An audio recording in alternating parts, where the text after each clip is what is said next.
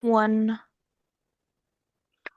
Welcome back, everyone. Thank you for joining us for today's episode of Unfiltered Emotions. I'm Kairi, a Humanity Rising ambassador and one of your co-hosts. And I'm Shreyas Girotra, the host of The Mental Plateau, as well as one of your other co hosts.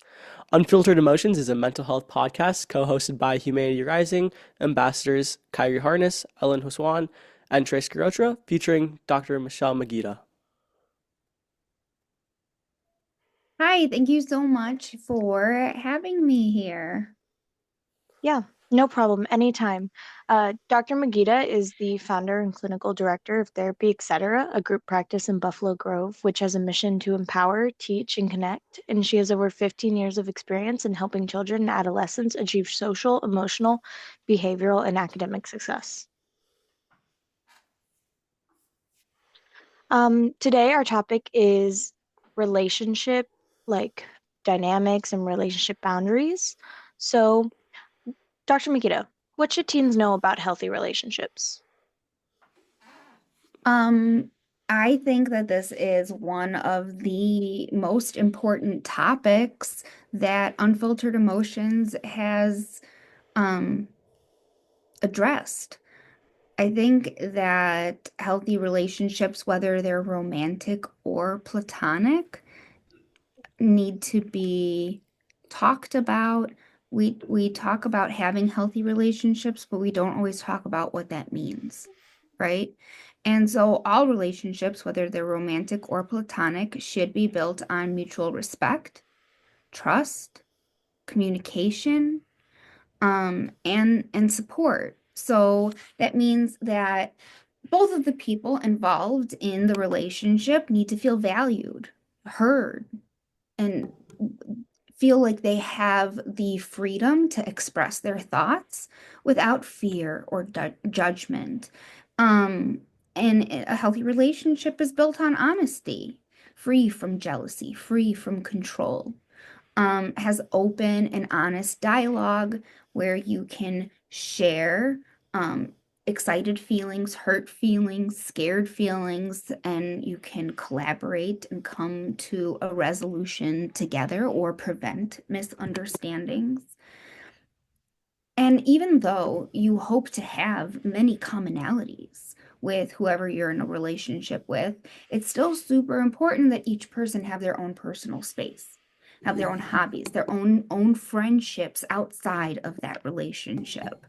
Um, and both emotional and physical boundaries need to be respected as well. So nobody should ever feel pressured into doing anything that they're uncomfortable with. And a good relationship encourages self-confidence and personal growth instead of tearing the other person down. Completely agree, Dr. Magida. I think one of the main things that we're trying to highlight within healthy relationships is that idea of, support versus control. There's a big difference between when someone's concerned for you versus when someone's trying to control you, you know? So it's important to be able to bounce off each other and add someone who's close to you as a part of your social web because that gives you a lot of reinforcement, a lot of control, a lot of support. And within that, we need to make sure that we have support, but there's also independence within that. And I really agree with that. Yeah, absolutely. Um, because support means having somebody be there even if they don't agree with you, right? So like I have a younger brother. He's 6 years younger than me. And I tell him, you might make decisions that I don't agree with. You might want to get a face tattoo. And I think that is a horrible idea. But you bet your butt I'm going to be the one holding your hand during that tattoo, right? So that's what support looks like. And then saying, okay, you have all the information. I don't think it's a good idea. But I've shared with you all the reasons why I think it's not a good idea, and I will hold your hand when you're dealing with whatever the consequences are of this decision that you make. I'm not going to make that choice. I'm not going to allow you to push me or force me into making a choice that I'm not comfortable with, but that doesn't mean that I can't still be there for you. Yeah, being there for a partner is a really important, and not just like a partner, pretty much anybody is really important, like anytime. Like being there, even if somebody is making a decision that you don't agree with, like getting a face tattoo if you don't think that they should get a face tattoo. Like I definitely would be there if my sister decided to get a face tattoo, even if I thought it wouldn't like flatter her at all. Right. I don't know why I came up with that most ridiculous analogy, but that's what But we're it going works. with. It I works. really hope he doesn't get a face tattoo. Yeah, for sure. I mean, I can even relate this with my own sister. I mean, she's off at college in Indiana, which is a whole state away, 4 hours. But for me, you know, is you can't really control them because they're so far away. So the only thing you can do is, support them, guide them, give them that guidance that possibly shows them the right path. And even if it doesn't do that, it can at least show that the emotional support, the emotional presence, that you're there at least. And I feel like my role as a sibling is, or even as anyone in a relationship, whether it be platonic or personal, as Dr. Magida had stated, it's just to extend that safe space that we all like to cultivate. Yeah. So there's many different kinds of relationships, but like what would you define as a toxic relationship? And can you share examples of like setting boundaries, establishing healthy dynamics, and knowing when to seek help? Yeah. I think that on through movies, through media, through TV shows and things like that, we through the Disney movies with Happily Ever After, we put these ideas and these notions of what relationships should be like on a pedestal, but I Yeah. always tell my clients, don't should yourself into a corner. Stop shoulding on yourself, right? Because a toxic relationship is one that negatively impacts a person's mental, emotional, or physical well-being. So I'm not talking about disagreeing. I'm not talking about not being able to compromise on what you're going to do this weekend. I am talking about manipulation, guilt tripping, gaslighting, controlling behaviors. I am talking about jealousy and possessiveness, where one person gets angry or insecure over like really harmless interactions. I'm talking about disrespect and criticism with constant put downs and insults or making others feel worthless.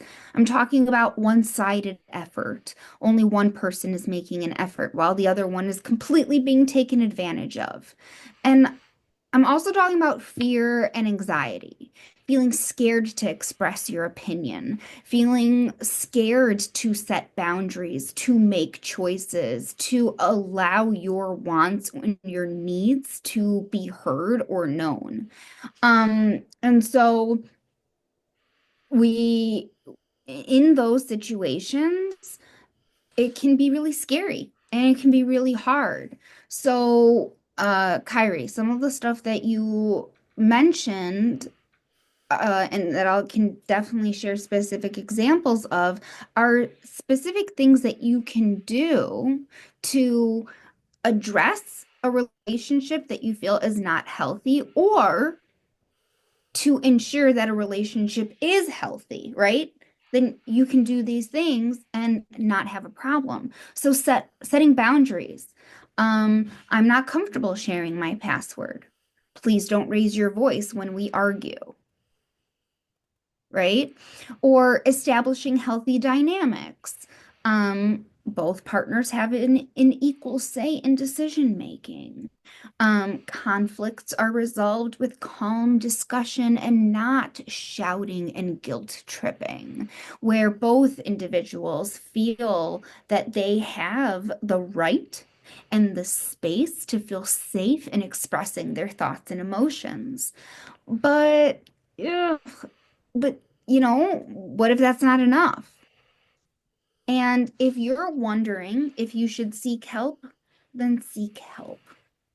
If a relationship feels controlling, manipulative, abusive, if somebody is ever feeling fearful, of their partner's reactions, or if somebody is being isolated from their friends or their families because of a relationship, then those are definitely times where you should be seeking help. Yeah. Completely agree. I think that there's a lot of early signs that we should notice, and in a relationship, it's really a dynamic, of how we treat each other, but also just noticing that we should be treated the way that we treat others as well. So if we're treating someone with respect, we want to make sure it's not a relationship where one person dominates the other. It's more of a mutual agreement. It's one in which we can trust each other equally and not have to worry about what the other person is gonna think. The whole point of a relationship is, to ease your mind, have someone to be able to open your thoughts with, share how your day was, just anything along those lines. So Have a companion. yeah, Yeah, exactly. right. And I think that just sets the boundaries of, or really you set the boundaries of what you expect and how you can develop your own relationship to your own standards and how that can help you become a better person overall. So setting boundaries is letting the other person know what you expect, but it's also letting the other person know what you're not going to tolerate, right? So earlier, I gave an example of please don't raise your voice when you're speaking to me. That that's that is a boundary, but because I'm expressing the expectation of the way that I would like to be spoken to. However, then the next step would be I'm not going to continue having this conversation if you're going to continue speaking to me with that tone of voice. So boundaries are more about telling the other person what you're going to do or what you're not going to do, what you're okay with, or what you're not going to be okay with, and you're letting them know what you're going to do about it. I'm not going to stay here under these conditions. I'm not going to continue if it's going to feel like this. Not, please don't do that anymore. And then they do it again. Please don't do that anymore. And then they do it again. And you say, please don't do that anymore. And then we have what Albert Einstein has defined as insanity, doing the same thing over and over again, expecting different results. Yeah, definitely. Like your boundaries should actually have follow through. Like they're not like lines in the sand so much as they should be actual like little like bit bigger, more built up than a line in the sand. Like you should actually have follow through for when somebody doesn't follow your boundaries. There should be somewhat of a consequence. Like you can't Exactly. just constantly let somebody like step over your boundaries in that way. So, Right. Dr. Megiddo, why is it important to acknowledge the stigmatism surrounding the topic of team relationships? The relationships that we establish with our peers, with our friends, and the first romantic relationships that we experience in adolescence really drive the flavor of the relationships we're going to have with others throughout our lives. And so if teen relationships continue to be dismissed as not serious or just a phase, then that just leads to a lack of support, right? Then teens may hesitate talking about relationship problems because if adults continue minimizing their feelings, then they're not going to feel compelled or safe or comforted enough to share if something is going well, if something's going wrong, right? And that can lead to shame, that can lead to embarrassment. Feeling invalidated can discourage um, people from seeking help. And it can also cause teens to ignore serious issues. So, unhealthy behaviors, including emotional or physical abuse, could be overlooked because of the assumption that teen relationships aren't real. But they are very real, and they inform and what we will allow in our future relationships. And so we need to overcome the stigma. We need to encourage open conversations between peers, between teens and adults. We need to have these important, safe conversations to say it's not all easy. It is uncomfortable being confrontational, and it's okay to be confrontational if you're standing up for yourself, right? We can overcome the stigma by educating teens of what healthy versus unhealthy behaviors and relationships actually look like, because guess what?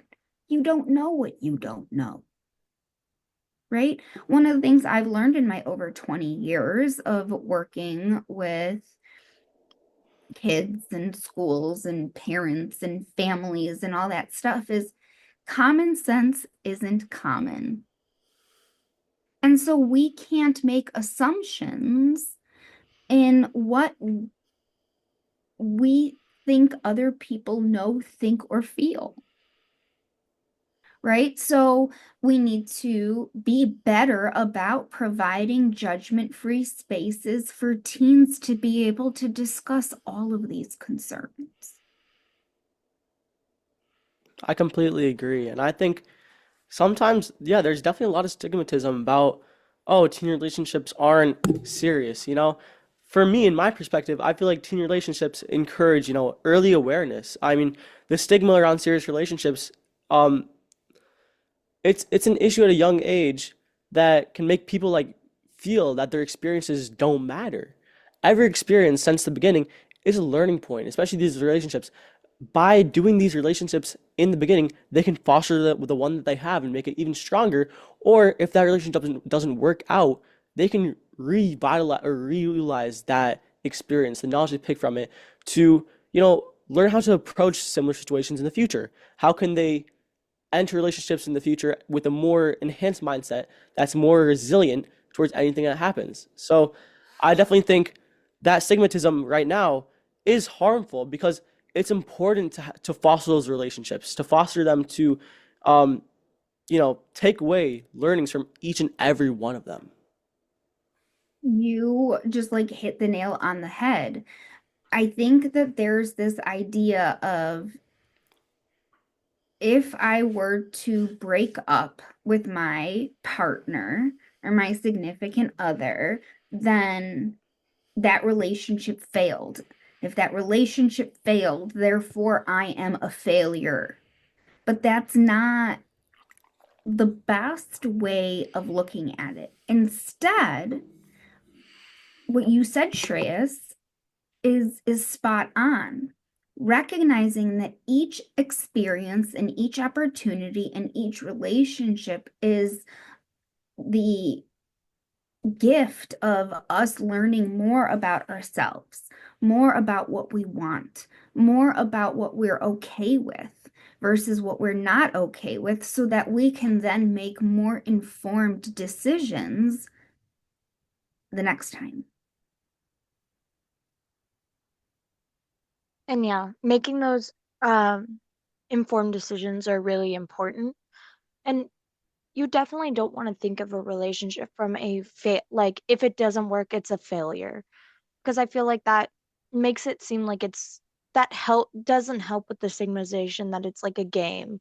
Like whenever you're a teenager, it's just like it's not real, it's just like a little thing that happens. Like it's not something to win or to lose. Absolutely. Yeah. And one other perspective I kind of want to bring up on the result of such a stigma is sometimes it can create that pressure to, present a perfect relationship at that young age because of, societal expectations or what teens see on social media.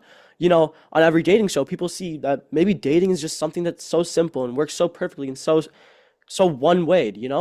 But that peer pressure that also adds on to it can sometimes lead to some teens who are in a relationship to suffer in silence.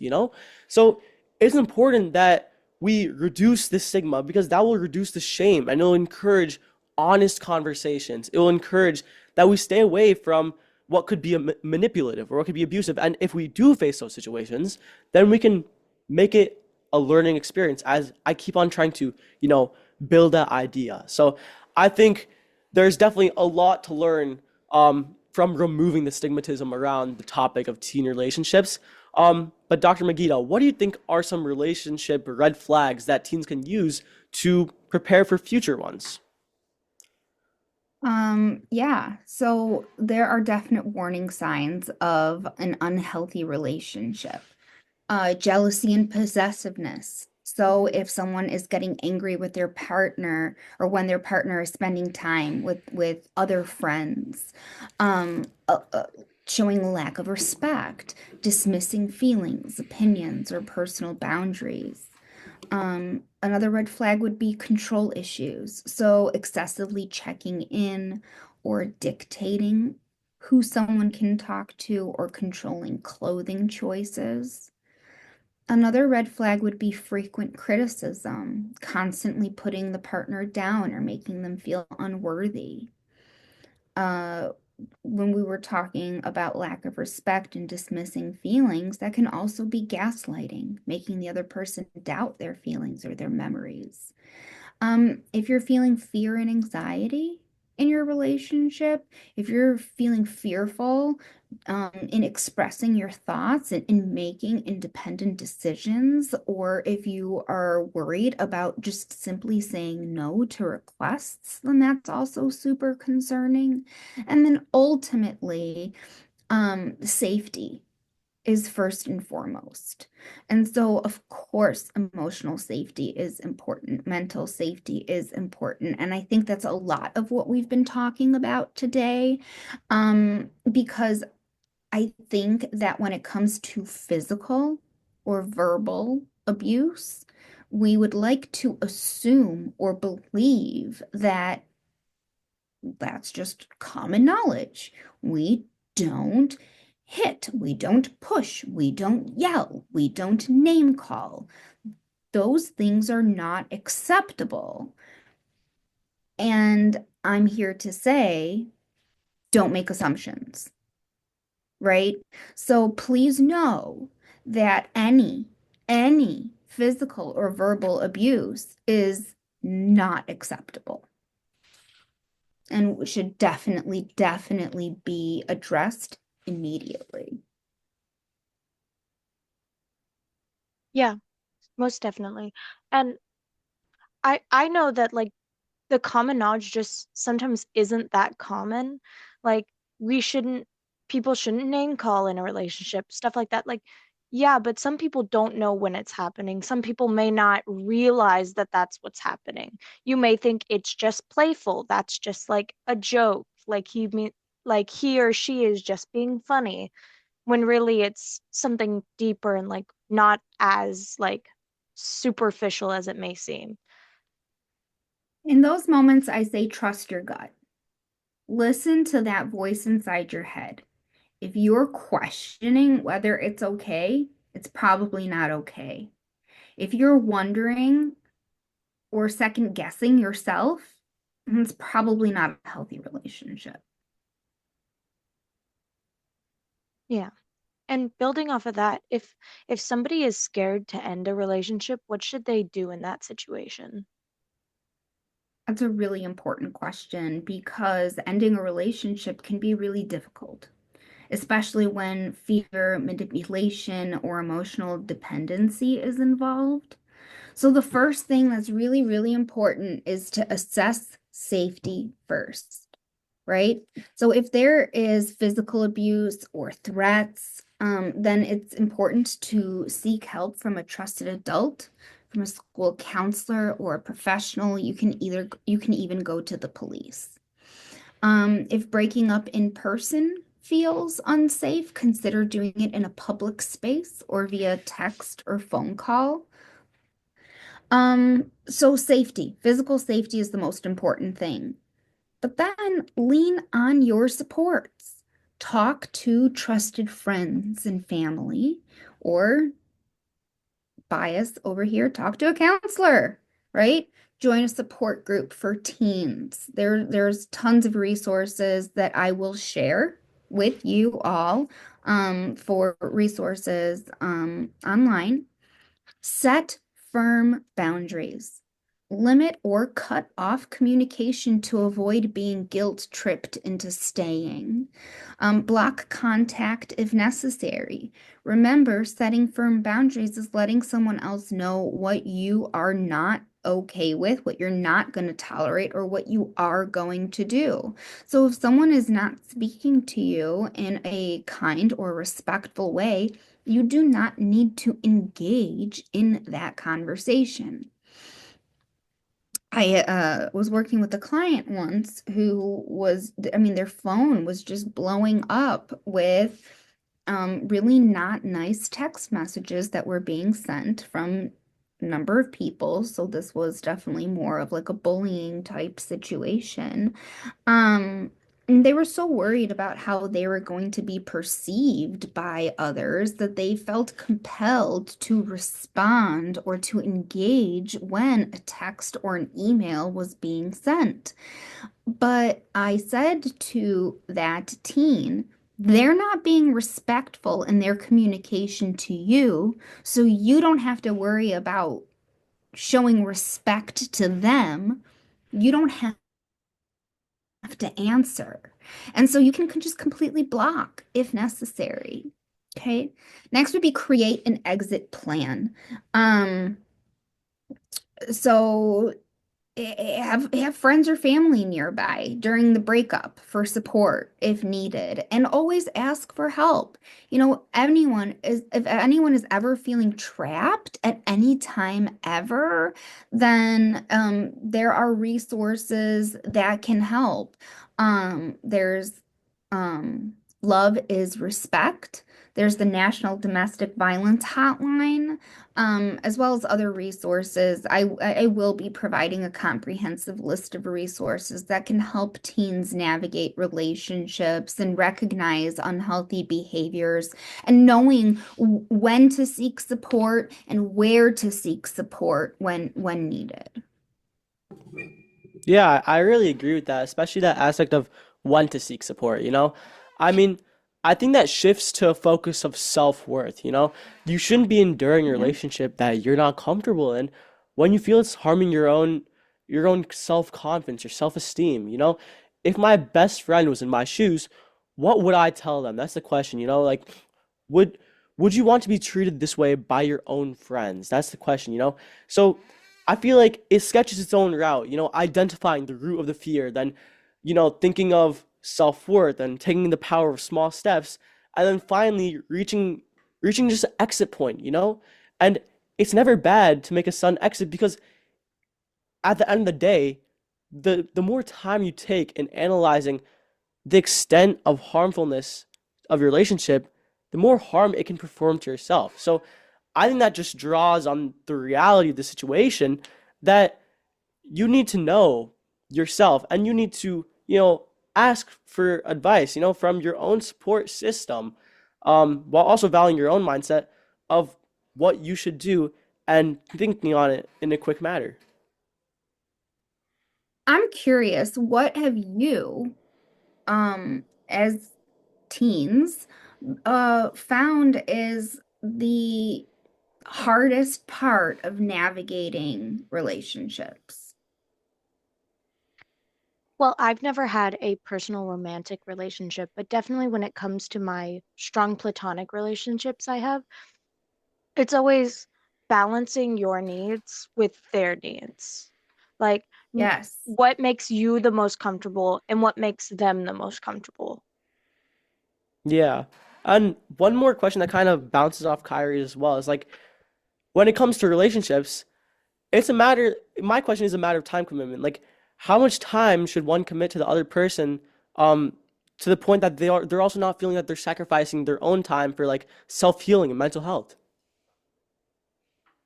Yeah, and that That is a good definitely question. ties into the my needs and their needs sort of deal.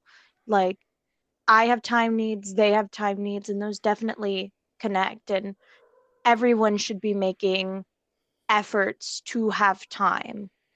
Like, it Yeah. shouldn't just be one person on one side sacrificing all their time, where the other person only sacrifices time when they like when it would naturally would fit.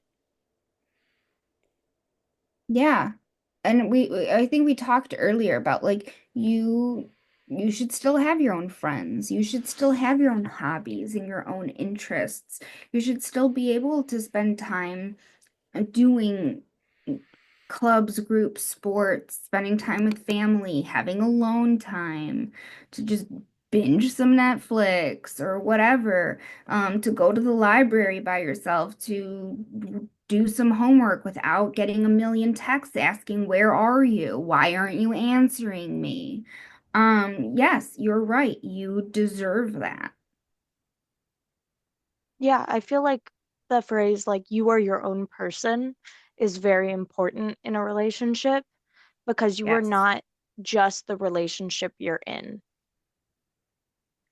I I could not have said it better myself. So you mentioned having some specific resources to share. Could you share some of those with our audience? Yeah, absolutely. So, I think I mentioned Love is Respect. It's a resource for teens to learn about healthy relationships and dating abuse prevention. So, loveisrespect.org. You can also text Love Is to 22522. Teens Health provides relationship advice and guidance for teens on friendships, dating, and self-esteem. You can visit kidshealth.org. One Love Foundation educates young people on the difference between healthy and unhealthy relationships. Joinonelove.org. I mentioned the National Domestic Violence Hotline. It is a 24/7 confidential support for those experiencing relationship abuse. You can text START to 88788 or go to thehotline.org. RAIN, which stands for Rape, Abuse, and Incest National Network, is support for survivors of sexual violence. You can go to RAINN, RAINN.org. They have their hotline is 1-800-656-HOPE. For mental health and emotional well-being support, you can always text 988 or you can text hello to 741-741. The Trevor Project is crisis support for LGBTQ plus teens dealing with relationship issues, identity struggles, or emotional stress. You can visit thetrevorproject.org or text START to 678-678. Um, and the JED Foundation is mental health and relationship support for young people. You can visit JED, foundation.org. Yep.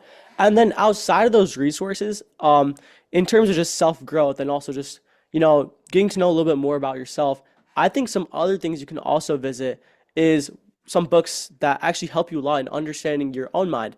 One of the books I'm actually reading right now is Can't Hurt Me by David Goggins. And in that book, I feel like it also shares a lot that can be helpful to people, facing this own scenario. Um, and this book is actually about, mastering your own mind and defying the odds. And in this, David Goggins, who's now a Navy SEAL and a well-known military officer, was able to dodge his own challenges and balance his own family dynamic. While he grew up with an abusive parent and, not very stable siblings, he was still able to, take away his learnings from his experiences with his own family to start his own family based off what he expected, what he wanted to imagine, what he wanted to grow on into the future, not carrying on generational trauma. So I think, in addition to many of the sites that Dr. Magida said, which are very useful, it also helps to, read some books and keep posted on how we can grow in the meantime. So, yeah. That's an excellent suggestion. Yeah. Yep. Well, Dr. Magida, thank you so much for joining us and your passion to help youth enhance their mental health and overall well-being. It Um, is my pleasure. And like I said, this is a really, really important topic. yeah, it is so important. Also, thank you, listeners. If you have a topic or question you'd like us to cover, feel free to email us at students@humanityrising.org. Join us next time as we continue exploring more unfiltered emotions. See you soon.